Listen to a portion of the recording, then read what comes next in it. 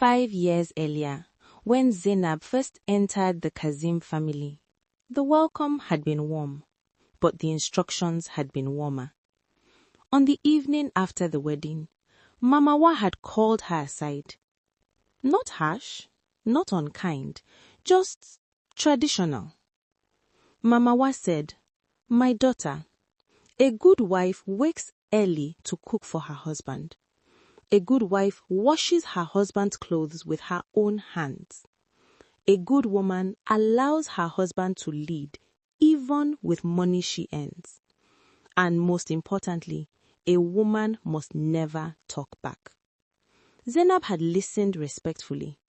She had nodded, because wisdom, she knew, is sometimes hearing everything and choosing carefully what to carry.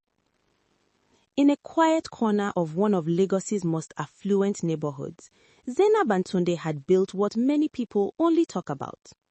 5 years of marriage, 2 beautiful children, and a home that ran with quiet, effortless ease.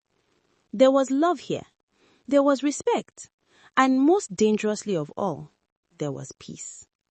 But peace, as it turns out, can be deeply offensive to people who survived their own marriages through endurance.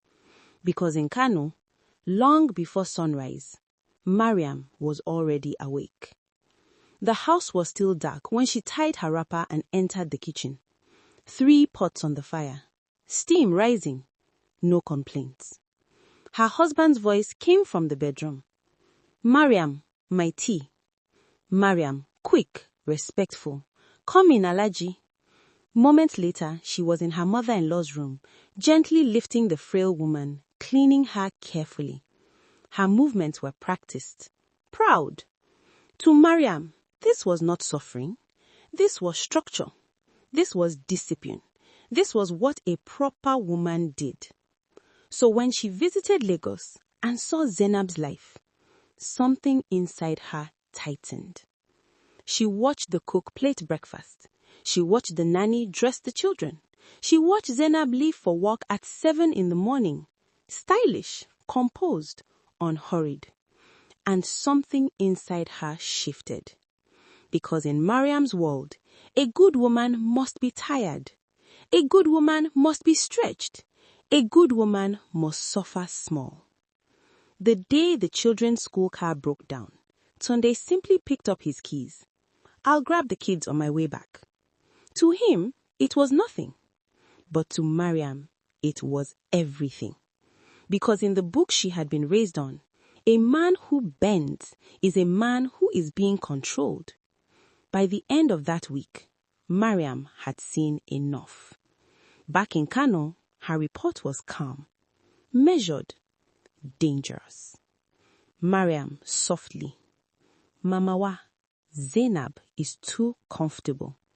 She didn't shout, she didn't accuse. She simply planted the seed. And Mamawa watered it. When Mamawa arrived in Lagos, Zainab welcomed her with warmth and respect. Because Zainab was not foolish, she understood something many women learn too late. Not every battle announces itself loudly. Week 1, Mamawa watched, quietly, carefully. Week 2, she began to correct. It started at 4 in the morning. Sharp knocks on the bedroom door. A good wife should be awake by now. Every morning, the same thing. Questions about her job, questions about her salary, questions about why the children were not more. And still, Zainab remained calm. Not afraid, not intimidated, just patient. Because patience is not weakness. It is often strategy wearing soft clothes. Mamawa did not stop in the house. She went to Tunde's office, sat across from him, and spoke the words many mothers have spoken before her. "You are not controlling your home well." Tunde did what many good men do when standing between 2 women they love. He pacified. "Tunde, gentle.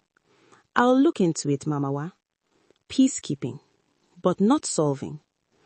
By the 3rd week, Tunde traveled to join his father on a supply trip. and the moment his car disappeared through the gate, Mamawa knew it was time. At exactly 4 a.m., she reached for the bedroom door and stopped. It was locked. She knocked. Hard. Then harder. Inside the room, Zainab simply slept. For the first time since Mamawa arrived, she slept. By 7 a.m., Zainab walked out dressed for work, fresh, calm, unhurried. Mamawa was waiting. Mamawa, cold. So, you now lock doors in your husband's house? Zainab smiled softly, gently. Mamawa, I needed rest. Respectful, but immovable. One evening, Mamawa tried something else. She quietly sent the cook away. She waited, certain that today, finally, Zainab would struggle. But when Zainab walked in and understood the setup, she did not panic. She did not complain. She simply picked up her phone and ordered dinner for everyone, including Mamawa. Because power does not always shout. Sometimes it delivers food. The question came on a quiet morning. Sharp, direct. Mamawa, why don't you give my son your salary? Zainab adjusted her band